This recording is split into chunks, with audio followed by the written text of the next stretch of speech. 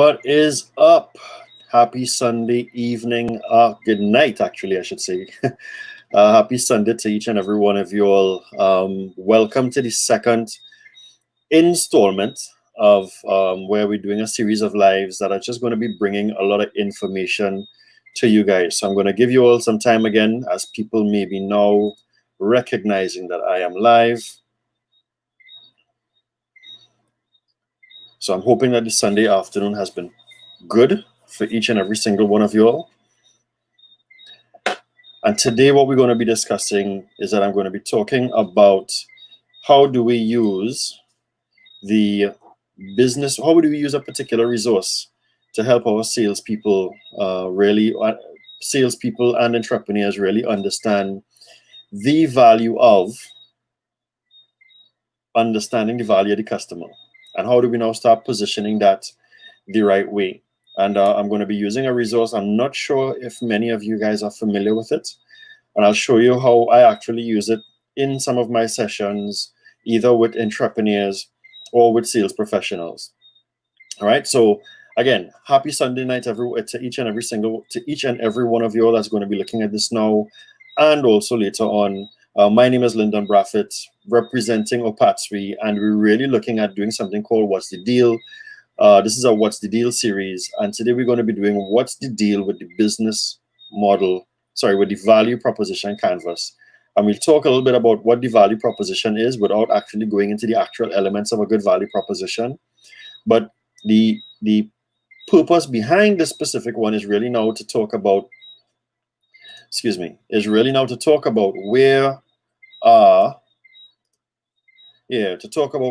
how are we now identifying what exactly is that value prop that we need to be saying to the customer.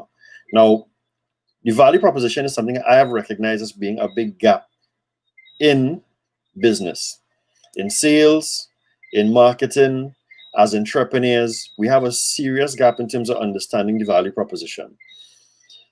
Why? Because it's not a common thing, because it's not commonly thought, because of the fact that how we have been trained to sell is really put all the features and everything else in front of the customer and not really understand the buyer. So in many instances, we are seller focused.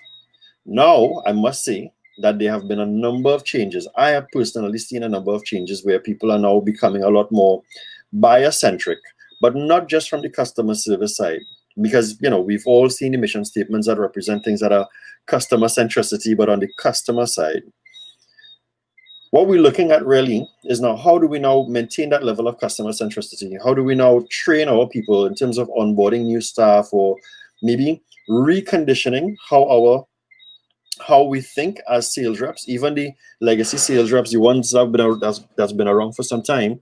How do we now get them to really understand, listen, we really maybe need to change our way of selling.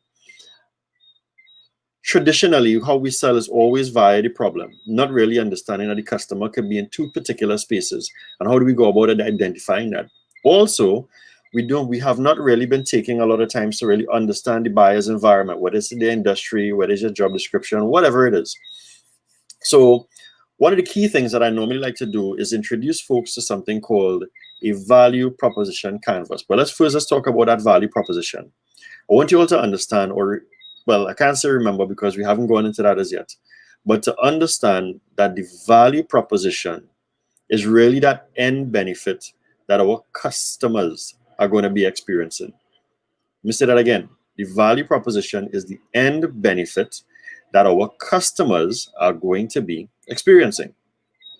But how do we know exactly as to what that end benefit is? Well, it goes through a series of things by really taking the time to understand more of the customer, not understand our products. I remember doing a survey on an assessment not too long ago, and while going through the assessment and asking folks really and truly as to what have they been exposed to as it relates to training, 85% of the responses were product training, product, and hardly ever anything along the lines of using the buyer or identifying certain things about the buyer to be able to sell better, right?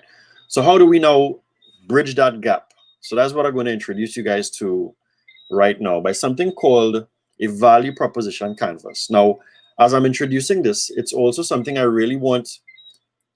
It's something I want sales managers to learn, right? So it's an area I really like to stress on teaching sales managers, because it's actually going to change. If you have a new product or service or solution that's coming into your space, or you're coming out for the very first time as an entrepreneur, you need to pay attention to this. Now, this wasn't developed by me. This was actually developed by a guy by the name of Alex Osterwilder.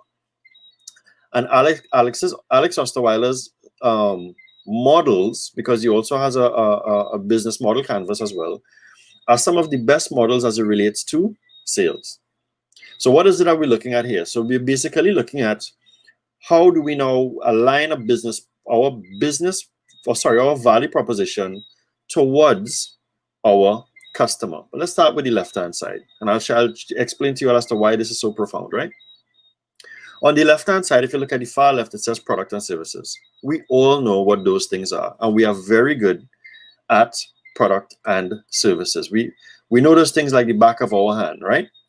So we can rattle those things off to our customers. However, I want to make sure I'm not missing any. Yeah, I want to make sure I'm not missing any. Right. However, those products, services, or solutions are sometimes not always well aligned to the customer, because of the fact that we taught how to understand the product, but we're not always taught as to how to understand the customer. So while we understand the product, which is on the far left, right, we are then now allowed to just go out and sell, without really now taking the time to understand where does that align with the customer. So if we look at the right-hand side, we see that we have the customer, and the customer is broken up into 3 segments. You're seeing customer jobs, you're seeing gains, and you are seeing pains. Let's start with the customer jobs. So once we understand, we have a really good understanding of what it is that we are selling.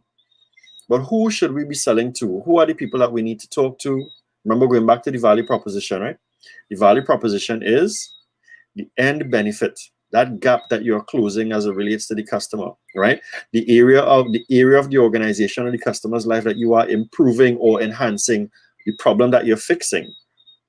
That is your value prop. So how do you now communicate that to the right people? Well, one of the first things that we need to do, and we need to understand as sales professionals and entrepreneurs, is who exactly are those people? Who are they? And if it is that we don't understand that, then you're always going to find you're asking for sometimes if one type of person within your organization. And in many instances, it's always procurement, it's always accounts department, or it's always IT. But really and truly, your solution sometimes has effects throughout the organization. And if it is that we don't understand that, then we're always going to try to reach out to that one person without ever really taking the time to understand the value that we are offering to the customer. The problem that we are solving has long-lasting effects, broad effects throughout an organization or within a customer's life. But the first thing that we need to do is understand the customer's job. Now, how do you do that? Well, again, based upon who it is that you're selling to, you need to be very aware and a knowledge expert as it relates to their industry. Because if you don't understand their industry, then how are you even reaching out to them in the first place? So understand the industry, understand your industry, understand the changes that's happening, and you will know how is it that you want to start positioning that. Here's the second thing that I normally see as a problem. In many instances, we only sell the problem. We only approach customers as though they are only experiencing problems. Now, maybe we saw that from American television, right? Because if you look at American advertising, everything is where it's always over-exaggerated, right? Food is falling over on the couch, and it's always something. Somebody has to go to the hospital, but that's really and truly not the way that we sell, because customers are sometimes in 2 areas. So if we're looking at it on the right-hand side where the customer is, we will see a customer either has a pain or a gain. Now, what does that mean? The pain means that the customer needs to improve on certain areas. Now, you have to identify how big is that problem. But that is in a customer engagement segment, right? But by identifying how big the problem is, you will know how much of a pill or pain reliever that you're supposed to give the customer. So as we're talking about the pains, I want you to notice the correlation between pains and the pain reliever, which is your Advil. You are now prescribing. Let me say that again. You are now prescribing a solution to the customer to relieve their illness, to take them out of the problems that they're having. But remember that a large part of this, right, is supposed to now bring to the surface the issues. Now, marketing could also be I shouldn't say could also, is also very powerful in this once done the right way. Now, what does that mean?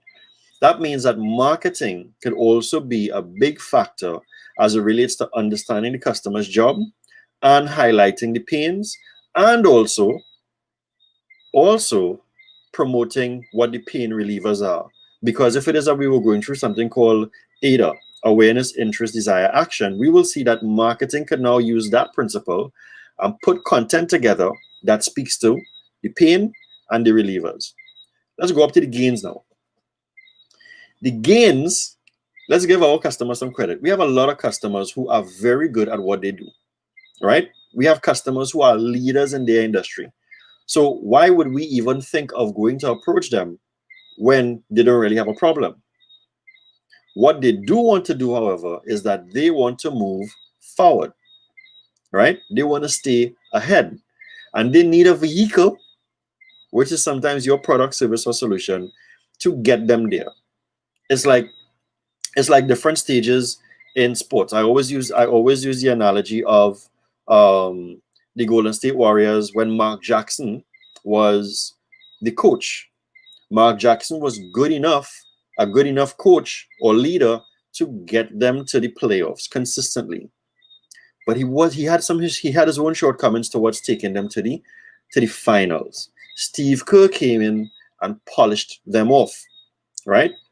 Two different people towards taking a team to the promised land, quote unquote. So when it comes to gains, who is the customer going to reach out to get you to that level? Because you can be a problem solver. You can help the customer fix this. But are you now the strategist to now help the customer go long term? Because sometimes our solutions, again, carry a customer through a particular part of their journey.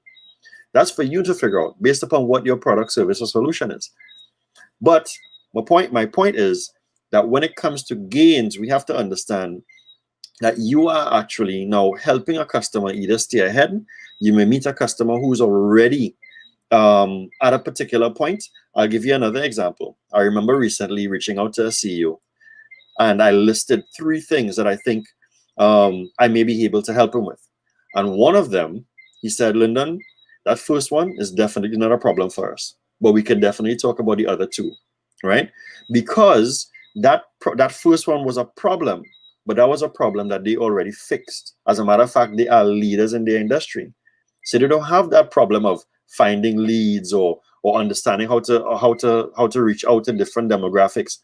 They already have that covered. What they do have an issue with is how do we now do X, Y, and Z now that the people come in. That is the gains. They've taken care of step 1, and now you now have to take your customers to steps 2, 3, and 4. Let's go back to our value proposition canvas on the other side now. What exactly are you saying as it relates to your pain reliever to your customer? If whether your sales team or your marketing team could understand what the customer's jobs are based upon their industry, based upon looking at things like PESO, or based upon just asking them the right questions to understand how big the problem is, or how far along in their journey they are, then your team will know. And when I say team, I'm not just speaking sales team alone. Your team comprising of sales and marketing will know exactly how we need to start speaking to our customers, exactly what resources the sales team needs to bring more awareness or interest or desire, or most importantly, action to the table for our clients and our organizations, because it should be a shared responsibility, but it's not. But that is a conversation for another time, right? Your value proposition canvas, guys, is one of the most powerful tools that should be included in sales. Like when you're doing onboarding, when you're doing sales training, or when you're doing any sort of business development exercise, this has to be one of those things. And it needs to be broken down in such a way that the team understands. So this is definitely one of the exercises I normally do, where I would ask the team to do certain things. Now, where would you understand customers' jobs? I wouldn't give you all that secret, right? But to understand customers' jobs is not really that hard. You have many different ways that you can go about doing it. But it now means that the team or your marketing department, they have to go through that process, right? They have to go through that process of identifying exactly what are those things and what are the messages and what is the scripts or what is the email marketing campaigns and everything else, where they're putting it out on social media. Once you understand this, then both sales and marketing can collaboratively work together towards reaching out to your customers and getting them brought in at different stages of their journey. Folks, well, I'm not seeing, and I'm unable to see comments as far as I understand here, right? So unfortunately, I mean, I'm not seeing the comments that you guys may be laying, if any at all, right? But again, this series, as it relates to what's the deal, we're here to answer the questions on a number of areas, and we're going to be answering the question today as to what's the deal with the value proposition canvas and why is it this important. And I hope that the examples that I would have given in these 17 minutes, right, would have really opened your eyes to say, you know what, if I am using this as an exercise, this can actually help my team. So as a sales manager, if you're doing this every single time a product comes out, so yes, you do your product training, but now how are you aligning that? And who are those people? And what is the vertical? Which industry? And you go through the exercise, your team, or you as an entrepreneur, or as a sales professional, or as a marketer, will have a lot more focus, because you can now use this as your dedicated go-to-market approach, because this can be built out in so many different ways. But we have to now internalize this, bring it into our business, so that we can be better at doing the jobs that we love doing so well, and really and truly help our customers from a customer-centric perspective. It all starts on the right-hand side. Well, the more that you understand on the right, the easier it is for you to start communicating and understand the difference between the two, right? So that is the end of this particular session, where we're talking about the value proposition canvas. As I said, the value proposition canvas is something developed by Alex Osterwilder. I would recommend that you get his book that talks about the business model canvas. He also has something along the lines of the value proposition canvas. To the bottom of this slide, you will see here that you will see where it says strategizer.com. If you go to strategizer.com, you will find this resource there. Excuse me.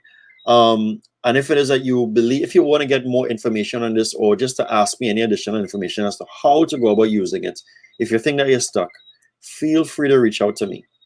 As I say, it's a beautiful tool that should be used in all sessions, all segments of your team all segments of different teams, so that they'll better understand their buyers and how to align it with their products, and then understand exactly as to where your customers are. All right, guys. So we're wrapping up, right? So I just want to let you all know. So this is the second episode in the series as it relates to the value proposition canvas. What's the deal? Every Sunday we're going to be going live. Plus on the back end, we're going to be doing some pre-recorded sessions with different speakers, so that they'll be able to bring their expertise to the table. I recently had a conversation. We did a recording with Beverly Thompson out of Jamaica, and we spoke about strategic leadership. That is going to be shared very soon within the course of this week. Excuse me. Also, don't forget, I just want to let you guys know that there's a webinar that I'm doing on Tuesday, this Tuesday, the 26th, between 12:05 to 12:55, that speaks on how the modern buyer is changing our sales or business landscape, right? I'm going to leave a link in the comments, so those of you that's interested will actually join. What else is coming up? Next week we're going to talk a little bit about attract, engage, commit, measure, and later on I'm going to show you how AECM ties into this. It's actually a philosophy that I've been working on for a number of years that I'm now ready to bring to the table. All right, guys, so take care. Have a great Sunday. Have a great week ahead. Happy selling. All right, guys, peace.